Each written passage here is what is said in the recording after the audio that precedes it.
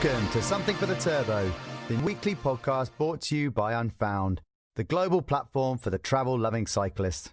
I'm very happy to be joined by two of Chris McNamara's colleagues. If you haven't listened to that episode yet, that was a good conversation we had around the British cycling scene and coaching. And what we're hoping to do today is to delve a little deeper into the science around coaching and performance. And also, we mentioned it briefly in the conversation with Chris around the lab that Train Sharp have, but some of the testing that they do there and what it means and how all athletes of all abilities can potentially use it to their advantage in many different ways. So I've got Alex Welburn and Connor Murphy with me. Alex, do you want to kick things off by telling us a little bit about your background and from riding to the science side of things, how you ended up working for Train Sharp? Yeah, so it all probably starts when I was about, I'd say like the early teens, like 15, 16. I kind of just got into cycling really just through, ironically, the smoking ban came in. This wasn't me. This was my dad actually. And he kind of just put on a little bit of weight and decided, I'll get myself a bike, try and lose a bit of weight. And he kind of went into kind of like the local forest that we had when I grew up in the Midlands. He just loved it, raved about this massive high boardwalk, how gnarly it was. I mean, it was about half a foot off the ground. It wasn't technical at all, but the excitement was there. And I just got into the sport through riding with him, started doing it a little bit more, trying to ride twice at the weekend, so Saturday and Sunday, kind of how most people kind of get into it really. And then we started seeing a little bit on the competition side of things. One of my first endurance races I did was I think it was about 50 kilometres off-road around Grisdale in the Lake District. And I got kind of hooked into the competition side of thing from there. So I joined my local cycling club. You started on the mountain bike. That was your background, because I've seen more recently you've been getting some pretty good results on the road. Have you made that transition recently, or? Yeah, so I mean, when I was kind of a junior into the racing side of things, I'd always do a bit, criterium racing. I'd try to go to Belgium a little bit racing, and I think I did 1 or 2 rounds of the junior national series. But it's only been more recently where I kind of stepped away from the elite mountain biking side of things and moved onto the road. I just fancy kind of a bit of a change really, because I've been in the mountain biking for quite a few years now. I just wanted to spice things up a little bit, have a different style of racing, have a new set of targets, new problems to solve, and new categories to move through really. I don't know if you caught, I had a really fascinating chat with a former pro mountain biker and gravel racer yesterday in the States, Ryan Steers, and he went the other way. He went from road to mountain bike and then ended up in gravel. So there's something I want to chat to you guys later on when we get into the science, is just different engines for different people and what works. So I'd be really keen to sort of delve into how you found that transition. But okay, so you obviously started off on the elite mountain biking side, and then studied, what was your sort of academic background? So I studied sport and exercise science at Manchester Metropolitan University. So that was kind of a normal 3-year course. I got to work with some great athletes throughout my time, kind of building up my experience with a variety of different sports. Kind of specialised into ultra endurance for my dissertation. So I got to work with some of the British 24-hour guys. And kind of over my time at university, I managed, I think it was about 3 or 4 world champs jerseys, which was kind of a fantastic thing to work with such guys that were, they were in full-time jobs as well, working with them to get their goals. And then straight from my undergraduate, moved down to sunny Brighton to do my master's in applied sports physiology, which is great fun, and I've not left the south since really. There you go, sunny south coast. So sports physiology, for the layman, what exactly is that? Break that down for me. So to put it probably in the most, so it's about understanding and finding a person's superpower and training them to be as best as they can in that superpower, but kind of all understanding kind of all the physiological, biological processes, why things happen the way they do, to understand that side of things. So it's kind of like biology side of it, but from a sporting performance point of view. So how it all relates to improving. That's fascinating. And everyone has a superpower, or should we come on to that later? Everyone has a superpower that's best to them, and it's knowing what your superpower is. So it's always about focusing on yourself. Yeah, so it depends how some people have stronger superpowers than others, I'm sure. And how about you, Connor? What's your sort of riding background and academic background? Hello. So mine is somewhat similar to Alex, but Alex kind of in his little intro bit there failed to touch on the fact that he's ridden at World Cups and he's been right at the top level in cyclocross as well as a junior. So he's been very modest. But yeah, so similar to Alex, I started off on the mountain bike as a junior, just go along to a local cycling club for a ride with some mates and stuff like that. And then it's like come along for a race and then just racing through the disciplines. So I've ridden cross, track, mountain bike and time trials. And at the moment, the goals for this season were all mountain bike related with some time trial stuff sort of thrown in there as well. And then in terms of sort of like academia, similar to Alex, got an undergraduate degree in sport and exercise science and then a master's in exercise physiology. So yeah, in terms of our sort of strengths, we're both sort of paired relatively well. Physiology is slightly different, right? As a master's, how does that differ? So in terms of what in comparison to my exercise physiology masters, in comparison to Alex's like sport and exercise physiology masters, is that? Yeah, I thought they were slightly different, but is it a similar kind of context about finding what's best with an individual and working to improve that to the best of their ability?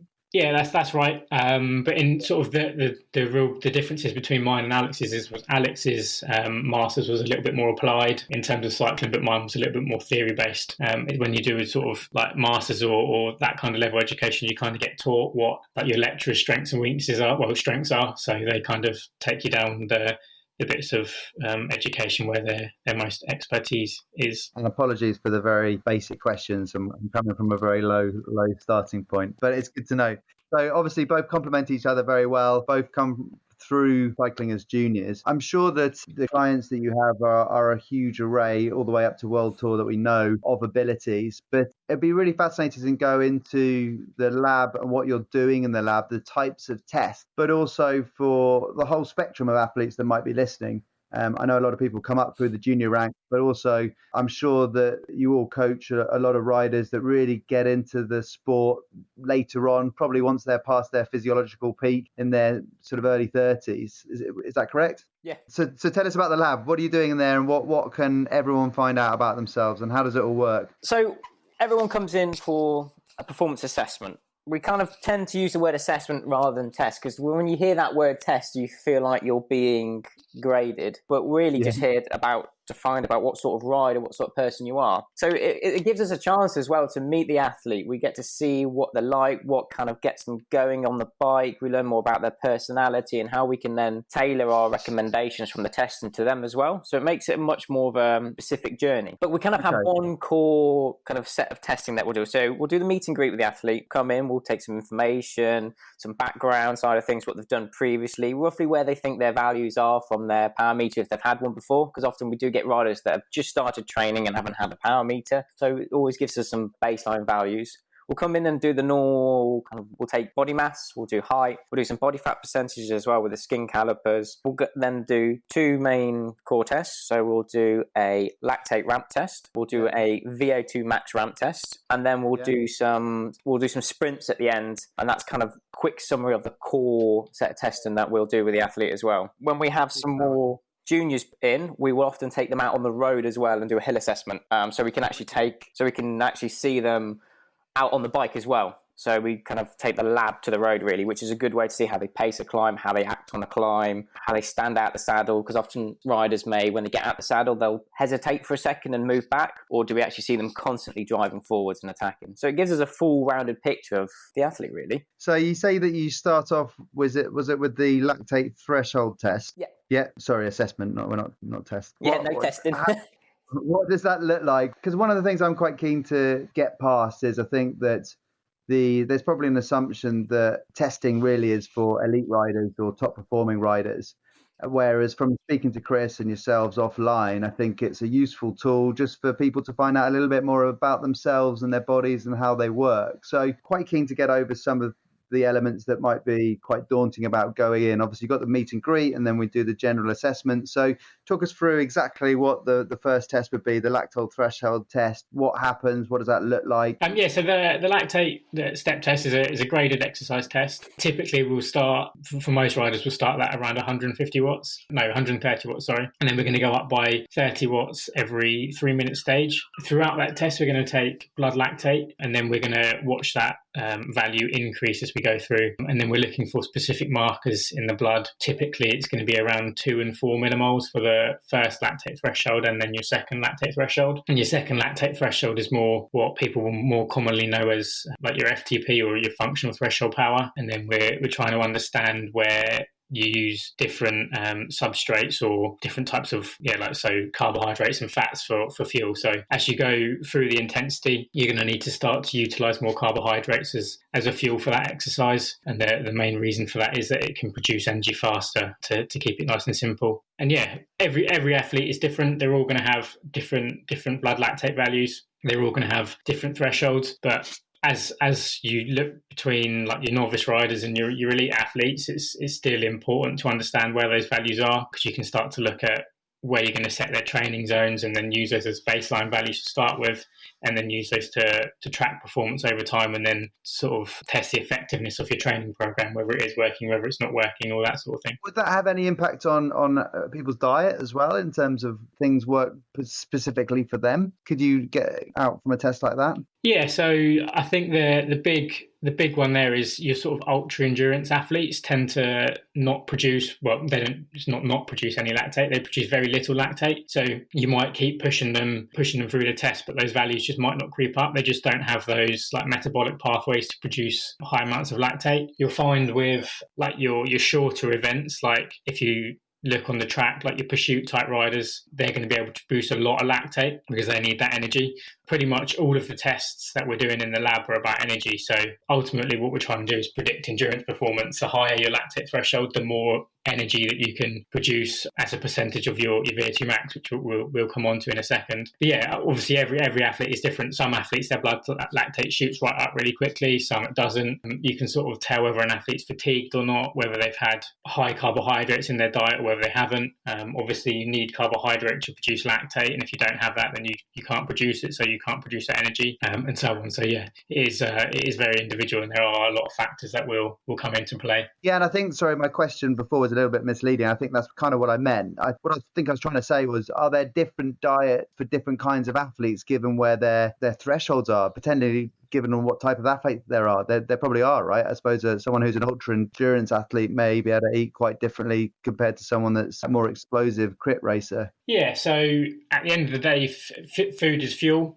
If you don't have the right fuel, you can't produce those efforts. To do those hard efforts, you do need carbohydrate. So if you don't have that, you just can't do them. With your sort of ultra endurance athletes, they're a lot more reliant on their fat stores. So I think the numbers are something like the fat you have stored in your body for energy, you have enough to run like 5 marathons back to back, something like that. I can't remember the exact value in kilojoules, but yeah, you've got a pretty much unlimited amount of energy. But in terms of using carbohydrate, you've only got enough muscle glycogen to do about 90 minutes worth of exercise. So that's where you've got to think about your fueling for the different type of exercise and the intensity. Yeah, because some of the ultra endurance guys are using ketosis and not really out carbs completely. Yeah. So just fats in your proteins. And then, so obviously, once the athlete's done that, they have a bit of a rest, do they? And then they get onto the VO2 ramp test. Is that right? Yeah, that's right. So once they've had a little bit of rest, we allow them to kind of just cool down, relax a little bit. We'll talk about through kind of the test results, what they mean as we kind of go along. And we'll then give them kind of a relatively short break, get them back on the turbo, spinning the legs on the trainer, and then get all the equipment set up, and then we'll hit the ramp test. And how does that? I think most people know what a ramp test is like. For those that don't, talk us through it. So they'll start off around about 150 watt. We will go up 25 watts every minute, but we kind of make it a smooth, gradual increase, because you won't really notice the 25 watts at the start. But when you get into the 400 plus, you'll notice when 25 watts get hit onto you. So it basically just ramps until failure. So the idea is you keep your cadence within a particular range, whatever that athlete generally feels comfortable, because we try and make it specific to the individual, and keep going until basically failure occurs. The way I tend to describe it to them is, imagine a climb that just gets steeper and steeper and steeper, and all of a sudden kind of this wall just comes down in front of you. You just kind of got to really go for it for the last kind of 30, 45 seconds, because obviously the power's always slowly, constantly ramping on you. So it is a hard test. It's a test to exhaustion. But once you get into the groove of it, it's over quite quickly, because there's only a couple of minutes of like quite high intense work, because you're starting at 150 watts. So we typically will range it from 8 to 12 minutes is kind of a window there where we want them to failing. Otherwise, it ends up just being a bit too long. If they're a strong rider, we'll start them a bit higher, obviously, because we don't want them going for 20 minutes or so, because they'll be fatigued before they get to that crucial point, really. Yeah, and that's That's interesting. And I'm sure you probably see quite a huge difference between people trying to do ramp tests at home and then in a lab environment. I'm sure it's you get quite different results. Yeah, it all comes down to the equipment, the protocols that you use, what you class as a success, what you class as a failure in terms of tests, at what point they failed. And obviously having someone shout at you allows you just to get that extra kind of couple of percent that, if you're in your home trainer setup, you just wouldn't get in the laboratory. And obviously we're measuring VO2 as well. So we get to assess that continuously as we go along as well. Okay, is that the mask on the face? Yeah, so that's that Darth Vader mask. You'll often see riders with a kind of a blue strap and red strap and blue mask. So that's measuring your expired VO2. And with the results from the ramp test and VO2 test, what can that tell you about an athlete? So those kind of three key physiological markers that we get so we get your first lactate threshold and your second lactate threshold marker, which kind of touched about on earlier, and then we get your maximum aerobic power. So we'll consider that as 100%. So in that test, it's your peak 60-second power. So it's not to confuse it with your 60-second power. It's your peak 60-second in that test, because they'll be quite different, and it allows us to see at what percentage those are with that athlete. So you might have someone with quite a high threshold relative to the VO2 max, but the lower threshold is quite low. So that will need a different approach for a rider that might have quite a high first threshold, but quite a relatively low second threshold compared to the maximum aerobic power. So it gives us a good indication of what sort of rider they are right now and what sort of training they will require to kind of push everything up. Go further. And I think that's kind of my next question would be, why, I think obviously for elite riders, the answer is obvious, but with all this data that you then have, why would someone come and do this, and how can it benefit them? And do you find that riders maybe have one interpretation of how they think they are as an athlete, and actually that there are psychological barriers there that actually they were incorrect, and they might be better if they work on certain things? Yeah, I think as riders, we're often very good at working on our strengths and ignoring our weaknesses. And this is one of the things that this test kind of assessment, I shouldn't say the word test, I've already said no to that, that it gives that full picture. So it helps us identify their strengths, helps us identify their weakness, but it gives you some evidence behind to why. So we kind of explain to the rider why this might be holding them back. It doesn't really matter what that rider's goals are. It could be anything. If they've got that desire and they want to improve and want to get better, this is probably one of the best investments that you can make in yourself alongside coaching to get the most out of it, is that it helps identify, and then it gives that purpose to why you're doing it. Because if you're just doing it off a basic test and you're not really quite sure what you're doing, you can kind of get a bit misguided, disheartened when things aren't quite working. But this allows us to repeat the process, and you can see, this, training implementation has worked for you. These have gone up. This is what we wanted it to do. This is what we'd expect to do. So they get to see that progress as well. So it's totally tailored, really. It's totally tailored to not only your zones, but you as a rider, your particular weaknesses. So it's like, to liken it to like a suit, it's a tailored suit as opposed to an off the rack, and you're just trying to get something that fits. That's probably not the best analogy, but that's kind of what you're getting out of it, really. Yeah, what you're saying there is quite interesting. Sometimes me and Alex, we train together in the lab, and obviously we're working towards various different things, but we're often doing completely different training sessions at the same time, because obviously we're trying to work towards different things, and we all kind of coach each other in the office and at work. We're all giving each other the sessions that we probably don't like. So the one I really don't like are like EPD based sessions. So it's like some full gas efforts, some sprints, and then into some steady state type efforts. And I think Alex is sort of efforts he doesn't like are the longer ones. So I think he was doing like 60-minute efforts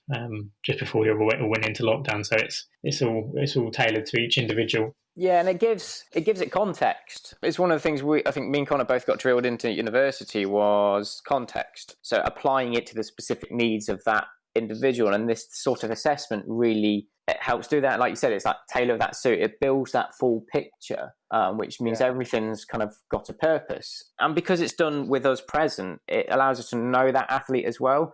So we can kind of talk about their goals and make it specific to them.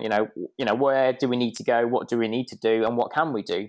And those three elements from that testing and with the results help us kind of bring this full package together for that athlete, so they can go away with information that will get them faster, if used correctly. So also probably more realistic goals as well. I think probably lots of athletes who get disappointed when they can't achieve something that firstly they might not be working in the right way or right methodology to achieve what they want to achieve, or it might just not be possible or viable. Absolutely. I mean, one of the things riders often come with, with power tests is, I can do this amount of power for X amount of time. But ultimately, a lot of people tend to get stuck with training for their power meter, not training with their power meter. Because ultimately, we're training towards goals. With athletes, we're training them to win races, not put out X amount of watts. Ultimately, it's just a tool. It helps people kind of step away from that. Okay, this is why I'm doing it. It's not about hitting PBs on every single sessions, because training is ultimately about creating the most amount of adaptation for the least amount of fatigue. It's that fatigue. And that's one of the things that I'm sure you see for new athletes coming in. If I asked Chris this question, actually, what are the biggest mistakes? And he sort of mentioned recovery. But that's an interesting question. I'd be keen to ask you both from a scientific perspective. Everyone talks about consistency of training is so important. Talk us through the science of training 6 days a week and being consistent with it rather than sort of binge training or not getting that recovery in. Talk us through what's going on within the body and why that consistency builds a deeper fitness. Training is an incredibly complex topic when you take it down to the scientific level, and ultimately what you're trying to do is take it all the way down to the level of the cell in terms of biochemistry and stuff. But effectively your body is a machine, and what you're trying to do is create overload and provide it with a stimulus so that at the cell level, it then thinks, okay, right, that session was hard. I need to make a change to make that easier the next time around it comes. So whether that might be improved lactate buffering, whether that might be improved mitochondrial density or capillary density, all those sorts of things, right down at the level of the cell and in quite complex biochemistry. But effectively, it's improved endurance performance. And if you do, let's say you just do 100-mile ride a week, that's probably not going to do you many favours. Whereas if you broke that down and did a few 2-hour sessions a week and with various time spent at lactate threshold or VO2 or in zone 1 or zone 2, whatever that might be, you're always going to get those improvements with that consistency that you mentioned. And talk us through the aspiring talent program that you guys are running as well. What sort of ages are you sort of identifying talent, and what are the immediate signs that when you're testing them you think, well, hang on, we might have a good one here? Or is it not as simple as that? Is it a case of, okay, this person's potentially very talented, if we work on X and Y, let's see how they react to that, and then potentially we've got something good on our hands? Yeah, so the Inspire Talent program that we have is run by myself and John. It's a program really designed as a full package, so it kind of takes a few steps away from just the coaching as well. So we'll have the athlete in, we'll get to know them, we'll get to know the parents as well. We'll kind of really get a sense of what makes them tick, what really drives them forward. So that's quite an early sign as well. Obviously, you can see the differences in how their parents interact with the kids. Do they let them get on? Do they push them? Because that will all make lots of small, subtle difference as they kind of grow and develop. Normally we kind of start to take on the juniors, progress from there. We do have a youth package as well, which will help work more inclusively with the parents as well, kind of at youth kind of age for that racing bracket, and we really get to know them. And it's kind of the mental support. The coach isn't just, it's not just about assessing the training, going through the numbers. It's about explaining the journey with them, how it's going to happen, key markers that we are looking for. And in the lab, that really then builds on that athlete-coach relationship, which is so important to have. The athlete needs to have that trust within the coach, need to know what they are doing is specific to them. And in terms of numbers, we get a massive range. It's not just a case of a map of 400 watts. So your max aerobic power 400 watts, you will be pro.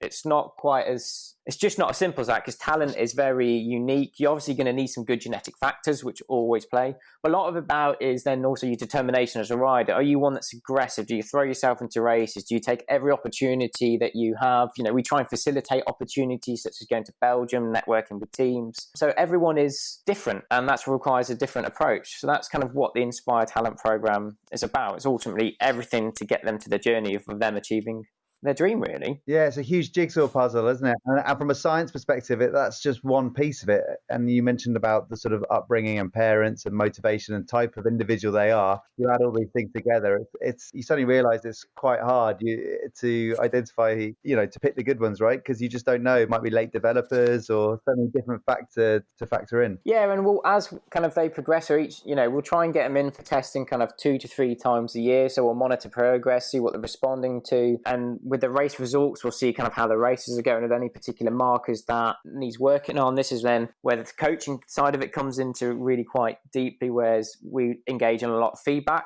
Because it's one of the things is, while there is so much numbers and data, and we're such in a luxury in a sport where we can pretty much measure anything that we want to, but we need to bring it back down to that word context and make sure it's useful for that athlete.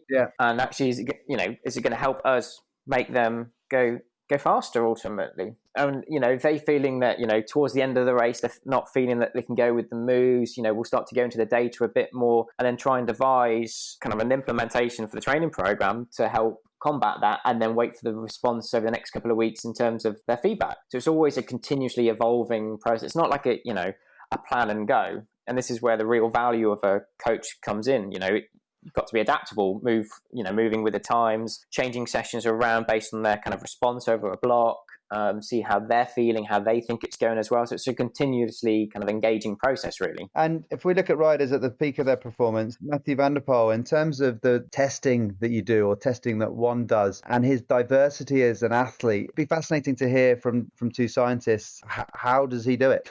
It's a good question. I think we all wish we knew the answer and we had the golden ticket to understand why Van der Poel was so good. But you don't have to look very far to work it out. Like, a lot of it is going to be based on his genetics, and obviously he's worked hard. I mean, his dad was a top professional bike rider, so is his granddad. I think his uncle was a professional bike rider, or at least was, and I think his brother's a pro as well. So they've obviously got some genetics in there somewhere that are pretty good for endurance performance. To be able to just switch from a cross race to then go into a World Cup mountain bike race to ride a big classic, it'd be interesting to see what he's like in a full-on Grand Tour. That'd be interesting to see. We haven't seen that, but he's obviously I say he's a once in a generation bike rider, but I suppose he's not, because you've got riders like Egan Bernal and you've got Remco at the moment, and there's riders like Sagan who can just switch from discipline to discipline. Like he obviously rode the Olympic mountain bike race, obviously punctured, but would have been interesting to see how he fared against the top mountain bikers. So in terms of genetics, they obviously have got what it takes. He's obviously got incredible diversity, but it's great to see more athletes cross-discipline. Do you think we'll see more of that at the elite end as we go forward? And does that pose interesting coaching and testing challenges for people like yourselves? Yeah, so I mean, obviously it's great to see athletes switching over across disciplines, racing different things. From a coaching point, it just means we've got to be a bit more adaptable, because obviously the underpinning sport is aerobic. So there's some core principles that we'll always have to work on. It's just making more the specific nature of it, specific to what they're doing, whether it's mountain bike, cyclocross, time trialing. So it's not a challenge as such. It just makes things more interesting. As we've constantly got to adapt, evolve the training program for that athlete, which is really quite exciting. And that's for all the sort of more aerobic disciplines. But for things like track, do you do for track races? Because that's a whole different ballgame, isn't it? Yeah, we've dealt with a couple of track races, more on the endurance side of things. So the kind of the core principles aerobic side of things, but then they'll work on the track, with their starts, gear choice selection. We'll look at their pacing as well and kind of see how they've been going through their pursuit times and things like that. And so it's always just making everything specific to the riders. Yeah. The other end of the spectrum from the emerging talent program and Mathieu van der Poel, what about riders for when they start to get a bit older, basically past their peak, from an aging perspective? It's a bit like Chris, or even less elite athletes, just your average cyclist. From a testing perspective, what would you see as a rider ages, and what can athletes think about and do and maybe change to help improve that? I mean, are there supplements that they can take? Are there different training that they can look at? Let's start with the testing. What would you see as an athlete ages on the testing side of things? So in terms of testing, the biggest thing you'll see, well, there's two things actually. Your VO2 max starts to decline. So that top end bit, I think it's something like from the age of 30 for a sedentary individual, so somebody who's not training. It's going to drop by like 10% a year. If you're training and you are exercising and making use of that, I think you can half that. So it's going to be like 0.5% a year that's going to decline by, and there's just nothing you can do about that. But often what happens is you start to become more efficient. So I think the big pool of research in running was done on Paula Radcliffe, and she as she aged, her VO2 max obviously started to decline, but she became a more efficient runner, so she actually got faster. So it's by no means over by the time you're 30. It's just something to sort of be aware of. And then obviously, like, you can use Chris as an example, and he won't mind this that much, but he'll tell anyone that the way he's racing now is slightly different to how he used to race.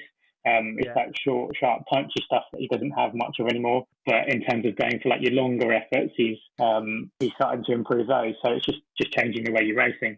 And I think you have to think about training age as well, and how long someone has actually been training for. So we get quite a lot of riders who come across to us sort of middle-aged, 40, 50 years old, but they've never been on a structured plan. They've never thought about their nutrition. They've never thought about their sleep. They've never trained with a power meter. So it's by no means all over by the time those sort of physiology markers start to deteriorate a little bit. So you can still work with the aging athlete. There's hope for us all. Yeah, definitely. I mean, a lot of the riders we have are in that kind of age bracket and are going faster than they've ever gone before. You just got to change the approach. You got to change the way you think about your training. Change, like as I said, the way you think about your sleep, your recovery, your nutrition, the whole picture. Not just thinking, okay, I'm going to go out and smash it for 2 hours. Do that a few times a week, and we'll be all right. So just got to be more specific, more objective, and then you can improve.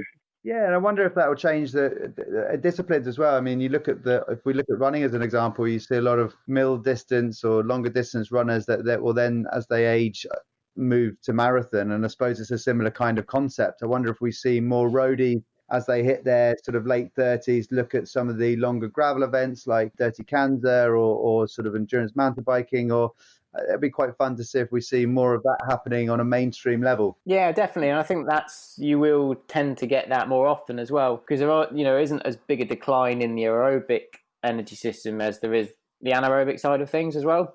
So obviously, as you get older, you will generally perform kind of a high level of the aerobic side of things. So that's where you get the longer endurance rides, your 12 hours, your 24 hours, your RAM attempts, whatever kind of ultra side it is, generally it has a tendency to kind of feature the older athlete. And by older, I mean not in your kind of early 20s, late teen side of things. And what else can you sort of tell people that might be listening to this that are thinking either about using coaching or are skeptical about it, or coming in for testing or exploring testing further? What if someone's on the fence or just not 100% sure, given the knowledge that you both have, how would you persuade someone to consider it? I was going to say, I mean, we get often quite a few people on the phones which kind of Omen and in, they've heard about coaching, and it's just the idea that it gives you something accountable to it. One of the things people like as well, it takes a lot of the stress from planning side of things out, because people actually like to be organised, like to get into a routine. And that's one of the things people really do realise that they quite enjoy. Then having that interaction as well. So it's someone to talk to, bounce ideas, because there's so much conflicting information out on the internet at the minute. For a typical thing, how do I improve my FTP? You could spend hours and hours trawling through Google, through forums, through everyone that's adding their kind of little bit of advice. But it actually means you're getting, real advice that's specific to you, and it's always going to help you towards that. And we're accountable to that rider as well. Not only are they accountable to their training, we're accountable for their performance improvements. Just to interject there, Alex, very quickly, that's an interesting point. I think you're right. I think most cyclists are pretty au fait at trawling through the internet, reading articles and stuff. As a sports scientist who actually knows what they're talking about, do you actually see quite a lot of misinformation and misguided information on the internet as well? For example, FTP is certainly not the be-all and end-all as a specific marker anyway, as the sort of testing goes to show. But do you see a lot of misinformation out there that sometimes you think misleading and potentially dangerous? Yeah, I mean, you get a lot of research papers where people don't actually have full access to them. They'll read the abstract and assume that this protocol that they use is applicable for them. And it brings me back to that word context. It allows me and Connor to go through the papers, see what sort of protocols they use, what they actually use to define certain things, because a lot of variables get misused and interchanged within each other. So they're not 100% sure. If you type in lactate threshold, you will get loads of different variations through it. A lot of us are practices we abide by the British Association of Sport and Exercise Science guidelines. So everything is in line with the research in the UK. And so people might just think because this research gained 20% improvement on VO2 max power or sprint power, they'll start implementing that into their training without looking at what they are really trying to achieve to their goals. They kind of just want a quick, fast, easy session to get them stronger. and often they won't use it in the right place or the right timings, or kind of misinterpret what the research paper's actually saying. There's no such thing as shortcuts, right? And I think that's what often people are looking for when they're trawling on the internet, trying to find how to get fast immediately. Yeah, they're looking for that magic bullet, which doesn't exist. Not in the way that people think it does. No, fair enough. And we talk about sort of some of the things off the bike. Obviously, the training is key, and you mentioned earlier sleep and general welfare and looking after oneself with diet as well. That's obviously all part of the coaching piece. Do you, from a supplementation perspective, do you recommend athletes taking various supplements? And if so, do you see any improvements with the testing that you do with those athletes taking supplements, or does it depend on the particular rider? And if so, what supplements are proven and interesting in your opinions? Yeah, that's an interesting question. And my opinion on supplements is that they are only supplements. If you think about it as a pyramid, like your basic diet will be 95, 96, 97% of the whole picture, and the supplements are only the tiny last few percent. A lot of people flip that the other way around and take a lot of supplements, use a lot of supplements instead of putting that focus into their diet. If you focus on getting in the right carbohydrates, getting in your right fruit and veg, you concentrate on getting, 2 grams of protein per kilogram of body weight to improve your recovery. You focus on all those things, and then you start to think about stuff like sleep. Those are going to be the factors that have the biggest impact on your performance. If you were to come into the lab having had the right food at the right times, and after having a good night's sleep, those are going to be the things that give you the best results, rather than coming in and say, oh, okay, I've had this beetroot shot, or I've had a coffee, or whatever it might be. Those are going to be the things that have the biggest impact. There are obviously your carbohydrate and protein-based supplements, which are quite good. Obviously, there's significant like performance improvements from caffeine as well. But I think typically we tell people just to come in well rested, not fatigued, and try to avoid having a coffee or a caffeine gel and all that sort of thing, because those things will improve the performance for those tests. And we want obviously to minimise the amount of variables which are different from test to test, so that we can be sure that performance has changed. I think that's interesting. I think actually we've sort of stumbled on something here, really, and it comes down to really the consistency of training and the accountability of using a coach, and the fact that there are no shortcuts. And I think I speak for probably lots of cyclists that are continuously looking for the shortcuts, but it is the sleep and the eating well at the right times and being consistent with your training.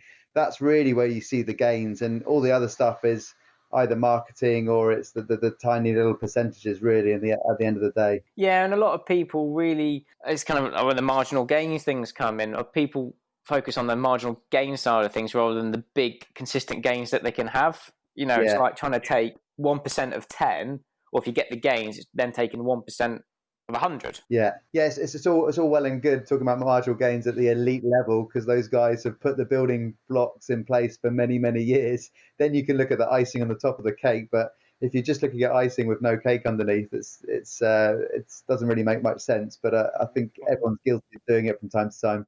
Yeah, that's exactly right. I think it's for the majority of people, it's just get those basics right, and once you've got those basics, you can start to look at the more complicated things. But without those basics, you don't have that foundation, and you're not going to go very far. You might get some short-lived improvements, but they won't last very long. I think sleep's the interesting one for me, because that's something that's really come onto everyone's radar even more in the last few years, hasn't it? What are your recommendations around sleep, or what new science around sleep have you guys seen in the last few years? Sleep is one of the most underestimated tools. If you look at all these things, like your different types of training, your different nutrition, your sleep, they're all tools that you have available to you to improve your performance, and people don't think about their sleep. We get a lot of riders who are busy individuals, but they just don't get any sleep. They get like 4 or 5 hours a night, which is not enough. No. The big thing is for most people is to try and get 7 to 9 hours sleep a night, and then you can start to, if you really want to think about it, start to stop using your phone at a certain time, stop watching TV, make sure your room's nice and cool, make sure you've got the right pillows, all those sorts of things, and it does make a difference. If you've got an early morning session, for example, if you haven't had a good night's sleep, you're probably not going to do it, and then you lose that consistency. So it's one of those things. And napping in the afternoon is quite a good thing as well. If your work and life schedule allows it, a 20-minute nap, that's always a good thing to try and get. As a student, I did that quite a lot, but not so much now. No, me neither with two young kids. But yeah, that's interesting. I've adopted the blue light glasses in the evening, and I do feel that I do sleep better with them. Actually, that's been worth looking at. And implementing little things into athletes' life which they might not consider. I mean, it's all well and good of saying, yeah, don't look at your phone, don't look at TV, but you might then go, well, what can I do? It's like simple things can be talking to your other half. It can be reading a book, something that interests you, and that'll kind of help get you into a nice kind of routine. And it's all about building those routines so you can have that quality of sleep. Like Connor said, sleep is so underrated. It might be hard to go to sleep, but obviously then in the morning you don't want to get up. And it's such a powerful tool to help you recover so you can hit the next session. And it's all about that consistency day in, day out. It's not about, having one really good session. It's being consistently good every day. Yeah, not binge training or trying to repeat it day in, day out. And I suppose that's one of the things you see 5-day-a-week athletes. And what I mean by that is that if you're managing athletes that have got busy lives and work lives, and I think people let sleep and diet and things slip a little bit at the weekend, can be super disciplined during the week, and that's another thing that can make a big difference if you sort of move towards a 7-day-a-week week. Yeah, and it all depends on that person, because obviously it's got to be fun and enjoyable as well. So having a little bit of downtime at the weekend, providing you don't go crazy, it's fine, and you might make slight adjustments into the training but always try to make something it's manageable for athletes, because they've got a life as well and they need to enjoy that. And it's all about creating that enjoyment within the training as well, because if it's so rigorous, strict, the likelihood that they're not going to adhere to it, if they don't start to enjoy it, they're not going to put 100% effort into it, then everything starts to slide and go downhill. So it's all about balance, really, and everyone tries to search for that kind of optimum balance within individuals. And as athletes yourself, as individuals, do you buy into meditation and mindfulness and things like that to help improve sort of the whole equilibrium of balancing everything out? I think everyone's kind of different in that sense, what they do to try and relax, just kind of chill out and switch off a little bit. Personally, we've got the South Downs here. I'll often go, if it's not a kind of quite a pure recovery day, I might do something, some light stuff. I might go out paddleboarding, and then I'm completely free, out on the sea or kind of the estuaries. And it's just about what allows you to kind of relax as an individual. Get yourself in the best place. Yeah. And what are your thoughts on overtraining? So if the people listening to this are thinking, okay, maybe I should look at engaging a coach or getting some tests done, or the fact that I've been doing a sort of standard, I don't know, Zwift program or train a row program, maybe I've got a bit stale with that and I need something a little bit more personalized, or maybe I just feel that I'm overtraining. Can you tell us a little bit more about what is overtraining? What are the telltale signs? What should rest weeks look like? So in terms of overtraining, it's just doing too much, and that training load is too much and you're just going to fatigue. The sort of symptoms of overtraining are being tired all the time, being moody, being groggy. Every time you get on the bike, you just have that feeling of being tired and not have that sharpness. Within your training, you want to build from week to week, but then you're going to build to a certain point and then back off, and then keep building again and then back off and keep doing that. For a lot of our riders, it's not trying to get them to do enough training, it's trying to get them to stop doing too much. And I think one of the biggest things at the moment that's not helping that for some riders is the weather. They just want to go out and ride their bike all the time. And you're then saying to that type of rider, okay, hang on a minute. If you want to hit the quality sessions and hit those numbers in those sessions to create the right adaptations, you need to be at least somewhat fresh to do that. So if you go out and you do 2 6-hour rides at the weekend, and then you've got a rest day on a Monday, and then on a Tuesday you've got like a threshold-based session, you're probably not going to hit the right numbers to create adaptation to improve your performance if you're tired. And then there's obviously differences between sort of overtraining and overreaching and all those sorts of things, which I think Alex might touch upon. Yeah, I mean, it's most people won't, generally speaking, overtrain. It's kind of under recovery. As part of a coach's job, one thing we will start to look at is the change in feedback. I think I kind of touched about it on earlier. You might go from, it felt like I didn't have a chain on my bike. Efforts were really good. Worked right to the top end of the targets. I was consistent through, where suddenly you start seeing I felt a little bit sluggish. Your legs just weren't there. The numbers kind of go down quite quickly, so the third effort is normally their worst. So lots of these little things then you can start to kind of pick up on as a coach and go, okay, right, you can spot the signs relatively early. If this is where we try to encourage as much feedback as possible. Yeah. And you can go, right, okay, we're gonna have a couple of days off. We need to relax a little bit, chill out, put the bike away for a couple of days, and then we'll ease you back in over the next few days.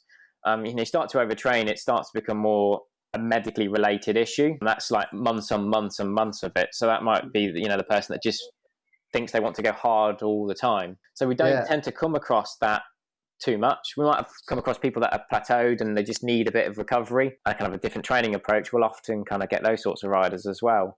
But you must have people that come to you that have basically dug themselves into a hole by overtraining, and that's why they've reached out to come have a chat with yourselves. And that must be sort of building them from scratch almost. They forget kind of what feeling good feels like because they've got so used to training and being in that fatigue state. And we meet the athletes, get to know them a little bit more, and you start to pick up on that and say, I've not really had much in the way of results and kind of not been feeling good, not had feeling sharp in a race. You start to hear those words like zippy or my legs weren't pinging, the typical terminology that cyclists will often use. And you get a kind of an idea about them. More often than not, they've got previous data, so we kind of do a historical review, get to see everything, see what they've been doing. You can see kind of what the load lines are doing, and as coach, those are quite powerful tools. And we can see actually they've just tried to train hard. They've been a rider that's focused on their training stress score the entire time, and we go, actually no, let's move away from that as the focus, because it's all about that, again, that context of the ride and working towards their goals. So we give them slightly more purpose with the sessions rather than going, I need to hit a T score of 100. They go, actually no, what I need is a good warm-up, 3 quality efforts. That's today's focus. If you do those, it doesn't matter, because it's kind of what you see in the CTL performance management charts, which you'll often get on performance programs. People are, like I said, training for the numbers, not training with them. Do you like those charts? Because they're quite misleading, and I know that an athlete needs to trust the process, but even still there's this nagging niggle in the back of your head, isn't there? So as a coach, is it frustrating when you can see riders are overly focused by the amount of hours they're doing, or to your point, their T score, or their, and you're like, no, just let go of that? Yeah, it's quite hard because you see it going up, and as we assume that as it's going up, we're improving. And this is where it's our job as coaches to educate them what it actually means. So we actively encourage our riders to question what we're doing, ask why we're doing this, why are we doing that? Because the more they're informed about it, the more they understand the process and why they're doing it. And that's kind of where it steps away from your kind of generic program that you might be able to pick up on, other online training platforms like Swift, Trainer Road or anything. And it gives you that education of why you're doing it, why those things are important for you. And it kind of moves that sense of, I hit that session well, kind of a lot more internal. It felt good. You hit the right numbers that you needed to hit for you, rather than going, my mate can do X amount of watts, or I need to hit this T score. It grounds that athlete a lot more and helps educate them. Certainly, friends that I ride with, that it's not comparing with anyone else. Everyone has that different engine, to the point of the test you talked about in the first instance. But it's hard not to compare, and it's hard to let go of those factors. And I suppose the other one, Alex, from a coaching perspective, is adaptation weeks. Do you find that athletes sometimes struggle to do what you prescribe in terms of dialing it back a little bit? You mentioned when the weather's good like this, but just generally there's always this kind of desire to want to do more than what you're told to. So are you constantly speaking to some of your coached athletes to say, come on, dial it down? Yeah. The recovery, one of the often that we find for athletes is, is get them out riding is absolutely fine, but it's the recovery side of things, and recovery and adaptation. We can think of recovery as more of a day-to-day, can you hit your next session well because you've slept well, in terms of recovery. And we can think of adaptation more of the chronic aspect, so more longer term. So that's where these weeks come in and are really important.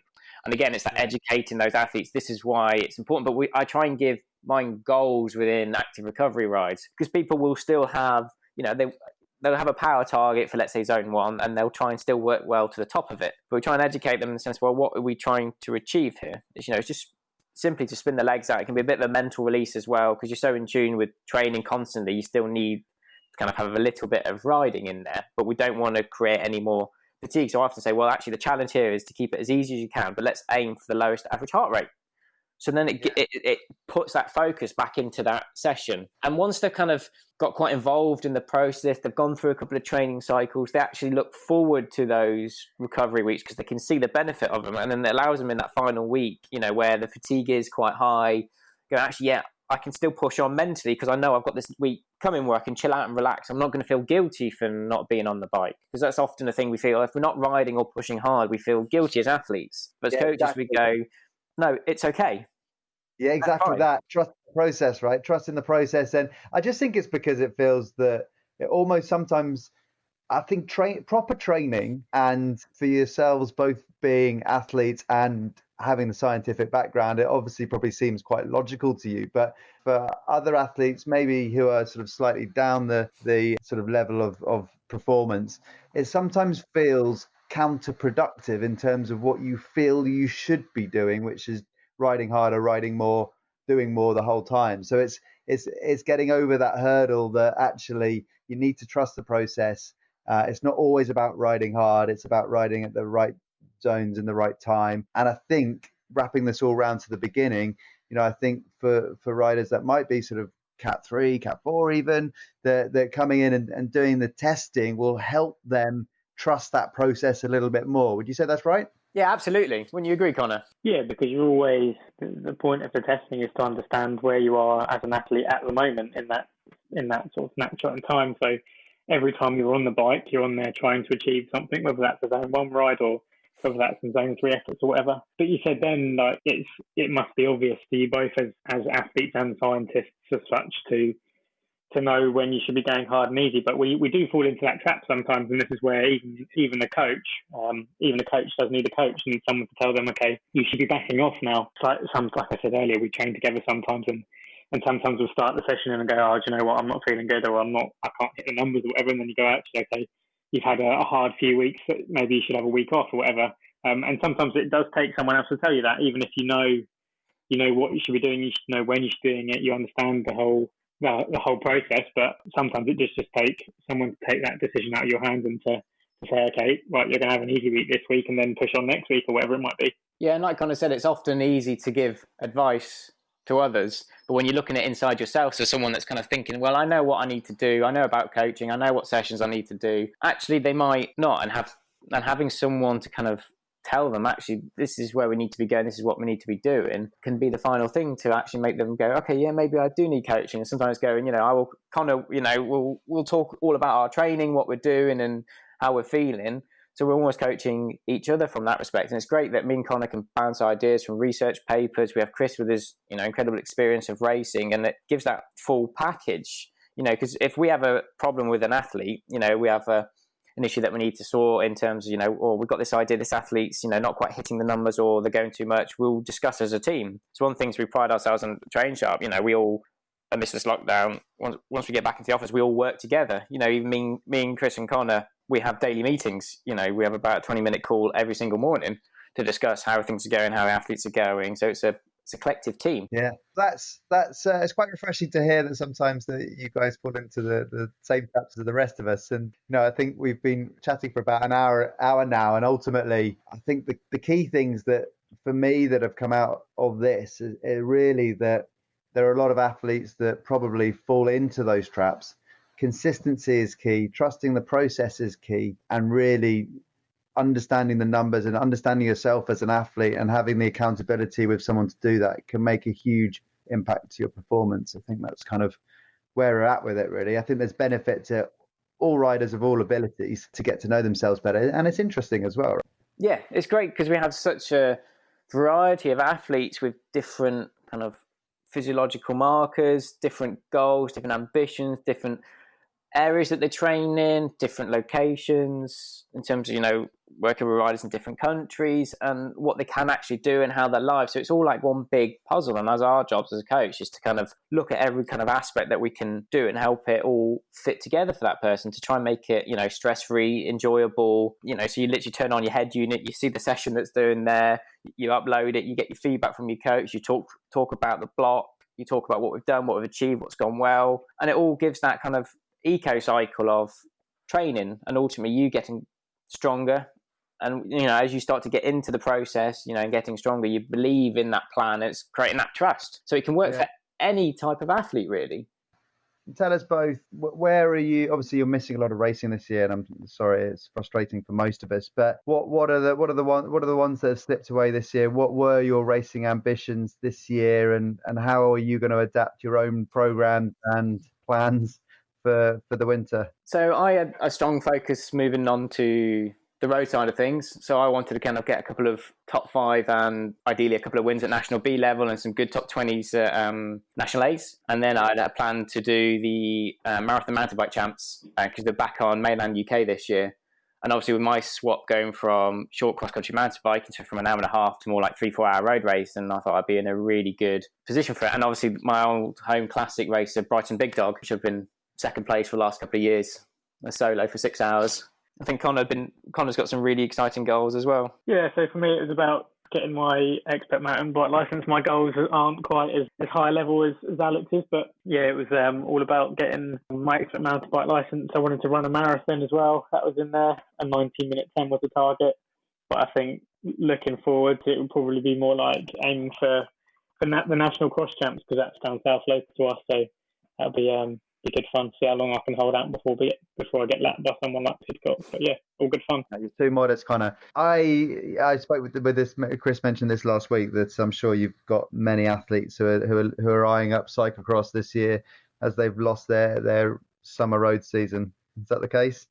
Tweaking training programs? Yeah, there's lots of tweaking going on, and some of the things, with athletes, we're using this time as almost like a second winter, another opportunity to kind of get in, building on that aerobic base, but in good weather. So trying to always spin a positive side on it, because ultimately a lot of athletes' goals, they haven't changed. It's just the time frame in which it's going to happen in. No one saw this coming, and we try and control what we can control. Use it as a positive time to get stronger. Yeah, that's a really good point. I hadn't really thought about that. A good chance to look after yourself and build things up again. Yeah, and work on those weaknesses, that we don't really like working on. That's one of the big things of, for me, moving from mountain biking to road, I've had to work a lot more on like fatigue resistance, the long endurance based stuff. And with this weather, it's a perfect opportunity to work on that. You can do it in the winter, and you have to, but it's so much nicer doing it in 20-degree sunshine around Sussex Lanes. Yeah, I bet. And talk about Sussex Lanes. Where are your favourite respective places in the world to ride? I mean, locally, it's got to be around Beachy Head, with the views are fantastic, or into the Ashdown Forest as well, which is a lovely place. But I do quite like Girona as well. All the Alps. My list could go on. I don't have one favourite. I'd like just riding everywhere. Yeah, exactly. How about you, Connor? I think I'd have to say the South Downs Way. Obviously, we live literally just off of South Downs Way, just up off a trail up to the South Downs Way, and then you've got sort of 60 miles, 50 miles either way, all the way out to Winchester, out to Eastbourne. Yeah. Trails everywhere. Yeah, I think that's pretty. There's a few pubs along the way, a few cafe stops, some coffee and some cake. So yeah, I think the South Downs Way has got to be up there. Sounds like my kind of riding. Look, I want to thank you both very, very much for joining us today. I know that really as a topic of discussion, there's so much to talk about, and it's obviously quite scientific and technical, so it's quite hard to wrap it up in a little over an hour. So apologies for my questions probably weren't on point at times, but I think what we have given is everyone a good general understanding of some of the things that are available to them and what they should be considering. What we'll do is we'll put your respective email addresses into the show notes. If you've got any links you can give us, just in terms of interesting reading for people that might be interested in coaching or the testing side of things, and what they can tell them, be it academic papers or anything you've done at Train Sharp, that would be fantastic. Yeah, I mean, if you follow, we'll put our mine and Connor's both Twitter links in there, because we're quite active from an academic side of their following researchers, retweeting things. So you will often come across quite a few things that we will read on there, because we'll like them to save so we can read later. So that'll be a good thing guys can do. Brilliant. Yeah, definitely. We'll put them in the show notes, and would encourage anyone else to reach out. Is there anything else that I've missed? There's probably thousands of things I've missed, but in terms of a sort of brief summary, have I missed anything particular that you wanted to mention to people, or have we sort of covered most things? Like I say, I think we've mentioned everything. I think a couple of key things is consistency is a key. A coach is much more than just a training program. delivered in front of you. It's a buddy, it's someone to talk through, it's someone to kind of rationalize your ideas. And performance assessments isn't something to be afraid of. It can give you a lot of useful information. I think that kind of really quite summarizes what we've been talking about, really. Cool. And how about you, Connor? Yeah, and it's just it's literally for the novice to the elite. Really, it's for everyone. And even if you think you know what you're doing, well, you may well do, but you just need, like Alex says, someone to just rationalise what your thoughts are, tell you when to go hard, when to go easy, take that stress of thinking about it out of the way, make you accountable, and just ultimately make you enjoy riding your bike more. That's at the basic level. It's all about enjoyment. That's what, for most of us as amateur riders, it's just about enjoying it. Yeah, absolutely. That's exactly what it's all about. And I suppose I should probably put my money where my mouth is. And as very much a novice, when lockdown is over, come down and visit you guys and sign myself up for an assessment, not a test. And maybe we can get you back on and talk through the numbers if they're not too embarrassing, and maybe see how that relates to my training. And yeah, could be an interesting topic. Absolutely. Yeah, we look forward to it. Excellent. All right. Both of you stay well during lockdown. Keep enjoying the sunshine and riding outside. I really very much appreciate your time. And let's stay in touch and we'll speak soon. All right. Fantastic. Thanks for having us. Yeah. Thanks for listening. Please subscribe to the podcast. And more importantly, don't forget to download the Unfound app and join cyclists from around the world on the hub. We'll see you on there.